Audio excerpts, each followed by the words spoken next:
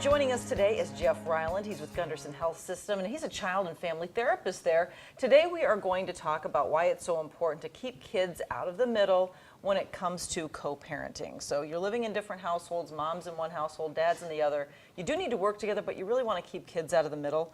You said there is something, maybe you should, 3 steps that you should always keep in mind when you're talking to your kids about things, about the other parents. So what are those 3 things? The first one is what? The first one is it true?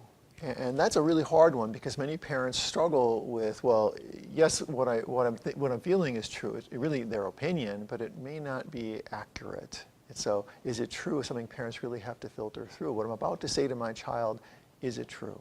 Okay, but then the next step would be, is it even necessary to say to your child? Right. Many times parents will say things that are not essential for the child to know. Sometimes too much information about what happened or what's happening or how the parent is feeling really brings that child up to this level of being a confidant. And then children really get caught in this knowing more information than they really know how to understand or process at young ages. Okay, and then if something even unpleasant is happening, you really ought to try to find a good way to see if you can say it kindly. Right. Can what I'm about to say to my child be said with kindness, especially about the other parent? Because one of the things that parents, when they're so tied up with their own emotions, forget is that the child loves the other parent too. And so when we say hurtful things about the other parent to the child, we're also hurting the child because we've put them in the middle and they feel really conflicted about this negative information and they don't know how to confront or say, Mom or Dad, that was really a hurtful thing.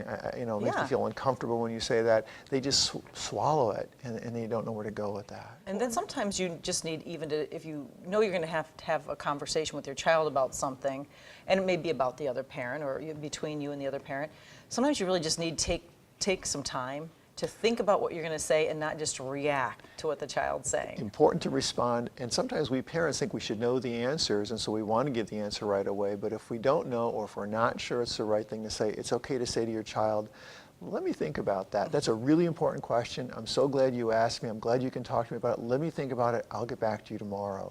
And then talk to that friend.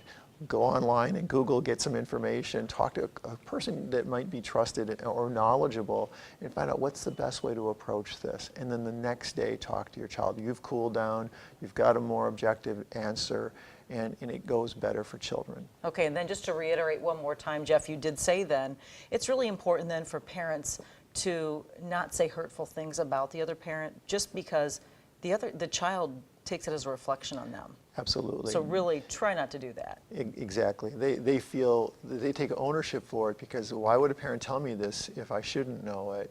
And then they wonder how to fix it and they can't fix that parent's anger or hurt and they feel really trapped with that. Very good. Jeff, thanks so much for joining us You're today. welcome. And if you'd like some more parenting tips, you can always head to our website at news8000.com.